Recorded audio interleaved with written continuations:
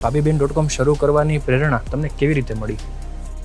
પ્રેરણાની જો વાત કરું તો કારણ કે અનુભવ જ શીખવાડી છે કે નાનપણથી મને હેન્ડીક્રાફ્ટનો અનુભવ હતો અને pabiben.com સુધીની જે સફર છે એમાં જો મારો મૂળ જો તમે વાત સાંભળો તો સૌથી પહેલાં કંઈ બાપ વગર અમે 3 બહેનો મોટા થયા અને ઘરમાં ભાઈ નહોતો એટલે માના મદદરૂપ છે એનાથી મેં જિંદગીની જે ઠોકરો છે એ મેં જવાનીમાં ખાધી ઠોકરો. એ ઠોકરોએ મને જીવન જીવવાનું શીખવાડ્યું કે આ સમાજ વચ્ચે આ દુનિયામાં કઈ રીતે જીવન જીવાય, કઈ રીતે રહેવાય અને જે કળા છે એ કળાએ મને નામના અપાવી. તમારા મત પ્રમાણે વિદ્યાર્થીઓ પોતાનું કામ શરૂ કરતી વખતે કઈ કઈ બાબતોનું ખાસ ધ્યાન રાખવું જોઈએ?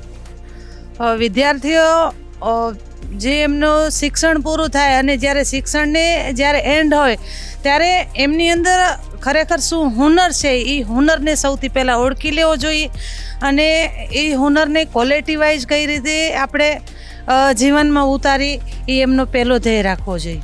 આજે સૌરાષ્ટ્ર સ્ટાર્ટઅપ સમિટ 2.0માં ભાગ લેવાનું તમને શા માટે મહત્વપૂર્ણ લાગ્યું?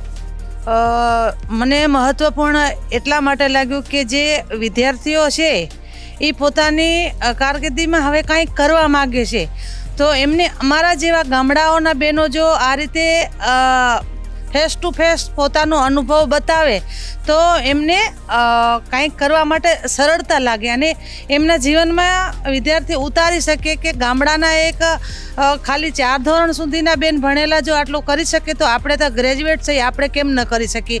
આ એમને એક પ્રેરણા મળે. હા, ખૂબ સાચું. ખૂબ ધન્યવાદ પાબીબેન તમારો સમય આપવા માટે અને તમારો અનુભવ મારી સાથે શેર કરવા માટે.